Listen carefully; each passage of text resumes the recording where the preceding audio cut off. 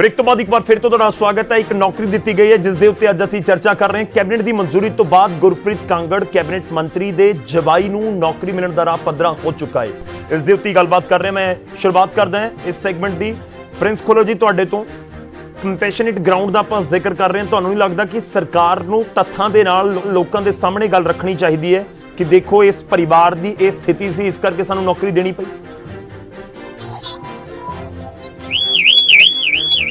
देखो गौरव जी, गल कि आप जिहड़ा हैगा वा, मैं पहले तुहानू दस्सिया कि जिहड़ी नॉर्म्स दे अकॉर्डिंगली नौकरी दित्ती गई है, कोई वायलेशन नहीं हुई जो रूल्स बने ने।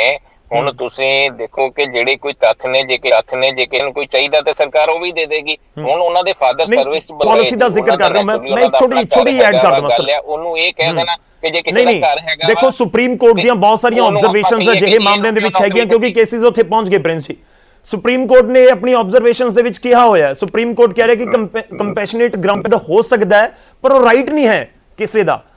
ਤੇ ਉਹ ਕੰਪੈਸ਼ਨੇਟ ਗਰਾਊਂਡ ਕੀ ਹੋਏਗਾ ਉਸ ਦੀਆਂ ਵੀ ਅਲੱਗ-ਅਲੱਗ ਵਿਆਖਿਆਵਾਂ ਹੈਗੀਆਂ ਨੇ ਸੁਪਰੀਮ ਕੋਰਟ ਦੇ ਆਧਾਰ ਤੇ ਕਿ ਉਸ ਪਰਿਵਾਰ ਦੀ ਆਰਥਿਕ ਹਾਲਤ ਕੀ ਹੈ, ਉਸ ਦੀ ਸੋਰਸ ਆਫ ਇਨਕਮ, ਉਹ ਸਾਰੀ ਚੀਜ਼ਾਂ ਦੇਖੀਆਂ ਜਾਂਦੀਆਂ ਨੇ। ਉਸ ਤੋਂ ਬਾਅਦ ਤਰਸ ਆਉਂਦਾ ਸਰਕਾਰ ਨੂੰ।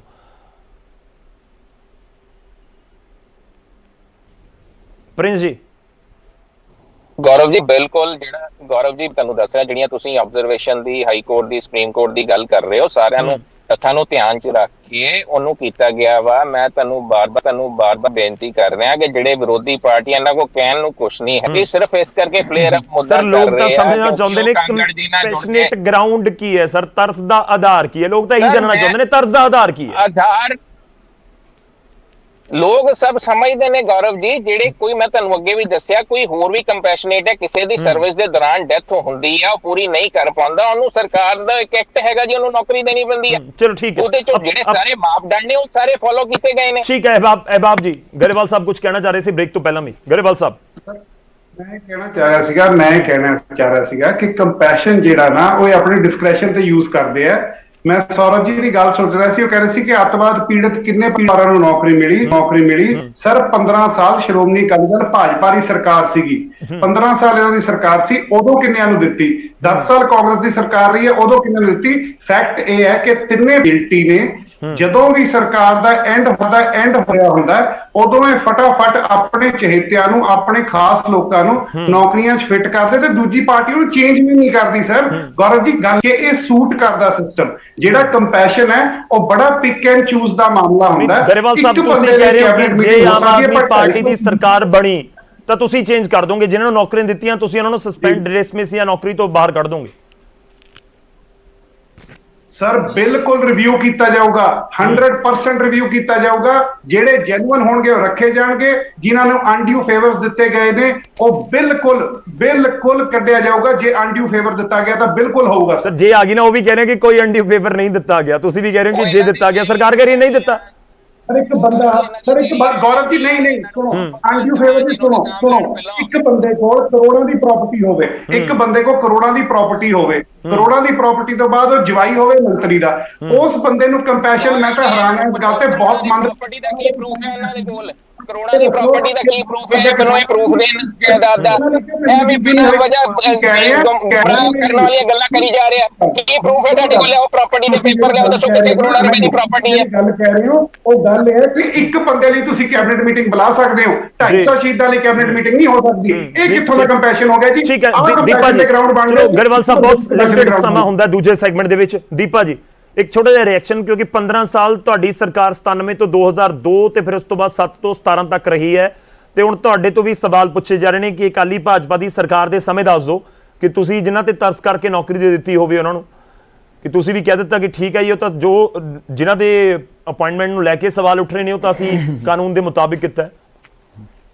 ਮੇਰੇ ਕੋਲ ਉਹ ਜੀ ਲਿਸਟ ਤਾਂ ਨਹੀਂ ਹਜੇ ਹੈ ਕਿ ਉਦੋਂ ਕਿਹੜਿਆਂ ਦੀ ਡੈਥ ਹੋਈ, ਉਹਨਾਂ ਦੇ ਵਾਰਡਸ ਨੇ ਕਿਹੜਿਆਂ ਨੇ ਅਪਲਾਈ ਕੀਤਾ, ਕਿਹਨੂੰ ਨੌਕਰੀ ਨਹੀਂ ਮਿਲੀ, ਪਰ ਸਰਟਨ ਜੋ ਰੂਲਸ ਦੇ ਮੁਤਾਬਕ ਹੈ ਉਹ ਤਾਂ ਦੇਖੋ ਮਿਲੀਆਂ ਹੀ ਹੈ। ਉਹ ਅਕਾਲੀ ਦਲ ਵੇਲੇ ਵੀ ਮਿਲੀਆਂ, ਉਹ ਮਿਲਣੀਆਂ ਵੀ ਚਾਹੀਦੀਆਂ। ਹਾਂ, ਜੇ ਕੋਈ ਭਾਈ ਭਤੀਜਾਵਾਦ ਕਰਕੇ ਕਿਸੇ ਐਮਐਲਏ ਮੰਤਰੀ ਦੇ ਉਸ ਦੇ ਰੂਲਸ ਨੂੰ ਗਲਤ ਕਰਕੇ ਤੋੜ ਮਰੋੜ ਕੇ ਕੈਬਨਿਟ ਚੋਂ ਪਾਸ ਜੇ ਉਸ ਵੇਲੇ ਵੀ ਕਰਾਇਆ ਗਿਆ ਉਹ ਵੀ ਗਲਤ ਹੋਇਆ। ਉਹ ਵੀ ਅਸੀਂ ਉਸ ਨੂੰ ਨਹੀਂ ਮੈਂ ਘੱਟੋ ਘੱਟ ਨਹੀਂ ਐਪਰੀਸ਼ੀਏਟ ਕਰਾਂਗਾ, ਪਰ ਇਹ ਕੋਈ ਵੀ ਇੱਕ ਕੇਸ ਐਸਾ ਨਹੀਂ ਦੱਸ ਸਕੇ ਕਿ ਅਕਾਲੀ ਦਲ ਵੇਲੇ ਕੋਈ ਐਸੀਆਂ ਗਲਤ ਕਿਸੇ ਭਾਈ ਭਤੀਜਾ ਕਰਕੇ ਕਿਸੇ ਨੂੰ ਨੌਕਰੀ ਦਿੱਤੀ ਗਈ ਹੈ। ਪਰ ਯੈਸ ਕੋਈ ਜੇ ਕਿਸੇ ਦੀ ਹੈ ਨੌਕਰੀ ਦੌਰਾਨ ਉਹ ਤਰਸ ਵਾਕਿਆ ਤਰਸ ਦਾ ਆਧਾਰ ਹੈ ਵੱਲੋਂ ਕੇਸ ਬਣ ਕੇ ਆਉਂਦਾ ਤੇ ਉਹ ਰੂਟੀਨ ਚ ਹੋਈਆਂ। ਹਾਂ ਜਿਹੜਾ ਕੈਬਨਿਟ ਦੇ ਵਿੱਚ ਲੈ ਕੇ ਜਾਂਦੇ ਬਿਲਕੁਲ ਦਾਲ ਦੇ ਚਲੋ ਠੀਕ ਹੈ, ਤੁਸੀਂ ਇਹਦੇ ਪਰ ਇਤਰਾਜ਼ ਚੱਕ ਰਹੇ ਹੋ, ਮੇਰੇ ਕੋਲ ਸਮਾਂ ਬਹੁਤ ਪੂਰਾ ਕਰਕੇ ਠੀਕ ਹੈ ਸੁਭਾਸ਼ ਸ਼ਰਮਾ ਜੀ ਠੀਕ ਹੈ ਸੁਭਾਸ਼ ਜੀ ਛੋਟੀ ਸਟੇਟਮੈਂਟ, ਤੁਹਾਨੂੰ ਲੱਗਦਾ ਹੈ ਕਿ ਜੇ ਵਿਵਸਥਾ ਕੋਈ ਹੈ ਤਾਂ ਉਸ ਨੂੰ ਬਦਲ ਦਿੱਤਾ ਜਾਣਾ ਚਾਹੀਦਾ ਹੈ ਕਿ ਸਰਕਾਰਾਂ ਜਾਂ ਸਿਆਸੀ ਪਾਰਟੀਆਂ ਉਸ ਬਾਰੇ ਸੋਚਣ ਵਿਚਾਰ ਕਰਨ ਕਿ ਜਦੋਂ ਵਿਵਸਥਾ ਹੈਗੀ ਹੈ ਨਾ, ਇੱਕ ਤਾਂ ਕਾਨੂੰਨ ਦੇ ਅੰਦਰ ਵਿਵਸਥਾ ਹੈਗੀ ਹੈ, ਕੰਪੈਸ਼ਨੇਟ ਗਰਾਊਂਡ ਹੀ ਹੈ, ਬੇਸ਼ੱਕ ਹੁਣ ਸਰਕਾਰ ਜਾਂ ਜਿਹੜੇ ਵੀ ਨੌਕਰੀ ਪੇਰੇ ਨੇ ਉਸ ਦੇ ਵਿੱਚ ਕੋਈ ਨਾ ਕੋਈ ਕਲੂ ਕੱਢ ਕੇ ਲੈ ਆਣਗੇ ਕਿ ਦੇਖੋ ਜੀ ਅਸੀਂ ਇਸ ਆਧਾਰ ਤੇ ਨੌਕਰੀ ਦਿੱਤੀ ਹੈ। ਫਿਰ ਇਹ ਤਾਂ ਗੱਲ ਹੈ ਕਿ ਜੇ ਇਤਰਾਜ਼ ਹਰ ਵਾਰੀ ਹੋ ਰਿਹਾ ਤਾਂ ਫਿਰ ਸਾਰੀਆਂ ਸਿਆਸੀ ਪਾਰਟੀਆਂ ਇਕਜੁੱਟ ਹੋ ਕੇ ਕਹਿਣਗੇ ਨਹੀਂ ਇਹ ਬਦਲ ਦਿਓ ਵਿਵਸਥਾ ਜਾਂ ਪਾਲਿਸੀ ਬਦਲ ਦਿਓ। ਨਹੀਂ ਦੇਖੋ ਪਾਲਿਸੀ ਤਾਂ ਆਲਰੇਡੀ ਹੈਗੀ ਹੈ, ਕੰਪੈਸ਼ਨੇਟ ਗਰਾਊਂਡ ਦੇ ਰੂਲਸ ਰੈਗੂਲੇਸ਼ਨਸ ਜਿਹੜੇ ਨੇ ਉਹ ਫਰੇਮ ਨੇ, ਹਾਈ ਕੋਰਟ ਸੁਪਰੀਮ ਕੋਰਟ ਦੀਆਂ ਗਾਈਡਲਾਈਨਸ ਬੜੀਆਂ ਕਲੀਅਰ ਨੇ ਕਿ ਕਿੰਨਾਂ ਨੂੰ ਕੰਪੈਸ਼ਨੇਟ ਗਰਾਊਂਡ ਦੇ ਆਧਾਰ ਤੇ ਨੌਕਰੀ ਮਿਲਣੀ ਚਾਹੀਦੀ ਹੈ। ਅਗਰ ਉਹਨਾਂ ਗਾਈਡਲਾਈਨਸ ਨੂੰ ਫੋਲੋ ਕਰਦੇ ਹੋਏ ਉਹਨਾਂ ਰੂਲ ਰੈਗੂਲੇਸ਼ਨ ਦੇ ਦਾਇਰੇ 'ਚ ਕਿਸੇ ਨੂੰ ਨੌਕਰੀ ਮਿਲਦੀ ਹੈ ਉਸ ਨੂੰ ਕਿਸੇ ਤੋਂ ਇਤਰਾਜ਼, ਸਾਨੂੰ ਉਸ ਤੋਂ ਕੋਈ ਇਤਰਾਜ਼ ਨਹੀਂ ਹੈ, ਮਿਲਣੀ ਵੀ ਚਾਹੀਦੀ ਹੈ। ਸਵਾਲ ਉਦੋਂ ਖੜਾ ਹੁੰਦਾ ਹੈ ਜਦੋਂ ਇਹ ਲੱਗਦਾ ਹੈ ਕਿ ਰੂਲਸ ਰੈਗੂਲੇਸ਼ਨ ਵਾਇਲੇਟ ਹੋਏ ਆ, ਜਦੋਂ ਇਹ ਲੱਗਦਾ ਹੈ ਕਿ ਗਾਈਡਲਾਈਨਸ ਵਾਇਲੇਟ ਹੋਈਆਂ, ਜਦੋਂ ਲੋਕਾਂ ਨੂੰ ਇਹ ਲੱਗਦਾ ਹੈ ਕਿ ਕੰਪੈਸ਼ਨੇਟ ਗਰਾਊਂਡ ਕੰਪੈਸ਼ਨੇਟ ਹੈ ਹੀ ਨਹੀਂ, ਤਾਂ ਉਦੋਂ ਫਿਰ ਸਵਾਲ ਉੱਠਣੇ ਲਾਜ਼ਮੀ ਹੈ। ਸਵਾਲ ਉਠਾਉਣੇ ਇਹ ਵਿਰੋਧੀ ਧਿਰਾਂ ਦਾ ਵੀ ਕੰਮ ਹੈ, ਮੀਡੀਆ ਦਾ ਵੀ ਕੰਮ ਹੈ, ਆਮ ਜਨਤਾ ਦਾ ਵੀ ਕੰਮ ਹੈ, ਸਰਕਾਰ ਦਾ ਕੰਮ ਹੈ ਜਵਾਬ ਦੇਣਾ।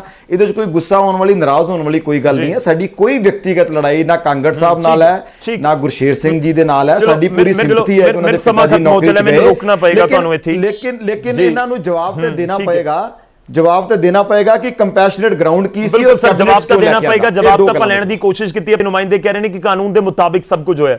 ਸ਼ੁਕਰੀਆ ਸ਼ਰਮਾ ਜੀ, ਮਾਫੀ ਚਾਹ ਰਹੇ ਕਿ ਵਿਚਾਲੇ ਰੋਕ ਲਿਆ, ਮੇਰੇ ਕੋਲ ਸਮਾਂ ਖਤਮ ਹੋ ਚੱਲਿਆ। ਬਹੁਤ ਬਹੁਤ ਧੰਨਵਾਦ ਤੁਹਾਡਾ। ਪ੍ਰਿੰਸ ਖੁੱਲਰ ਜੀ ਤੁਹਾਡਾ ਵੀ ਧੰਨਵਾਦ, ਗਰੇਵਾਲ ਸਾਹਿਬ ਤੁਹਾਡਾ ਵੀ, ਤੇ ਰਜਿੰਦਰ ਦੀਪਾ ਜੀ ਤੁਹਾਡਾ ਵੀ ਧੰਨਵਾਦ। ਨੌਕਰੀ ਨੂੰ ਲੈ ਕੇ ਬਵਾਲ ਹੈ, ਜੇ ਪਾਲਿਸੀ ਹੈ ਤਾਂ ਪਾਲਿਸੀ ਦੇ ਮੁਤਾਬਿਕ ਜਾਂ ਜੋ ਕਾਨੂੰਨ ਹੈ ਉਸ ਦੇ ਮੁਤਾਬਿਕ ਨੌਕਰੀ ਦਿੱਤੀ ਹੈ ਤਾਂ ਉਸ ਦੇ ਉੱਤੇ ਕੋਈ ਕਿੰਤੂ ਪਰੰਤੂ ਨਹੀਂ ਹੋਣਾ ਚਾਹੀਦਾ।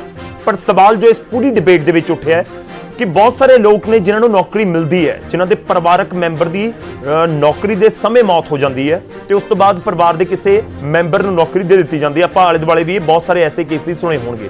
ਤਾਂ ਕਿ ਵਾਕਈ ਹੀ ਕੈਬਨਿਟ ਦੀ ਮੋਹਰ ਲਗਵਾਉਣੀ ਜ਼ਰੂਰੀ ਹੁੰਦੀ ਹੈ ਇੱਕ ਨੌਕਰੀ ਦੇ ਲਈ, ਕਿਉਂ ਕੈਬਨਿਟ ਦਾ ਰੁਖ ਕੀਤਾ ਗਿਆ? ਤੇ ਦੂਜੇ ਪਾਸੇ ਸਵਾਲ ਇਹ ਵੀ ਹੈ ਕਿ ਜੇ ਪਾਲਿਸੀ ਹੈ ਤਾਂ ਫਿਰ ਸਵਾਲ ਕਿਉਂ ਚੁੱਕੇ ਜਾਂਦੇ ਨੇ? ਜਾਂ ਤਾਂ ਫਿਰ ਬਿਲਕੁਲ ਕ੍ਰਿਸਟਲ ਕਲੀਅਰ ਕੀਤਾ ਜਾਵੇ ਕਿ ਹਾਂ ਇਹ ਪਾਲਿਸੀ ਹੈ ਤੇ ਇਹਨਾਂ ਨੂੰ ਨੌਕਰੀ ਮਿਲ ਸਕਦੀ ਹੈ ਤੇ ਇਹਨਾਂ ਨੂੰ ਨਹੀਂ। ਖੈਰ ਸਵਾਲ ਬਹੁਤ ਸਾਰੇ ਲੋਕਾਂ ਦੇ ਵੱਲੋਂ, ਵਿਰੋਧੀਆਂ ਦੇ ਵੱਲੋਂ ਸਰਕਾਰ ਦੇ ਸਾਹਮਣੇ ਰੱਖ ਦਿੱਤੇ ਗਏ ਨੇ। ਕਿਵੇਂ ਹੈਂਡਲ ਕਰਦੇ ਨੇ ਜਾਂ ਕਿਵੇਂ ਇਸ ਨੌਕਰੀ ਨੂੰ ਲੈ ਕੇ ਸਰਕਾਰ ਦੇ ਨੁਮਾਇੰਦੇ ਅੱਗੇ ਗੱਲ ਕਰਦੇ ਨੇ ਉਸ ਤੇ ਨਜ਼ਰ ਆਈ। ਪ੍ਰਾਈਮ ਟਾਈਮ 'ਚ ਅੱਜ ਦੇ ਲਈ ਇੰਨਾ।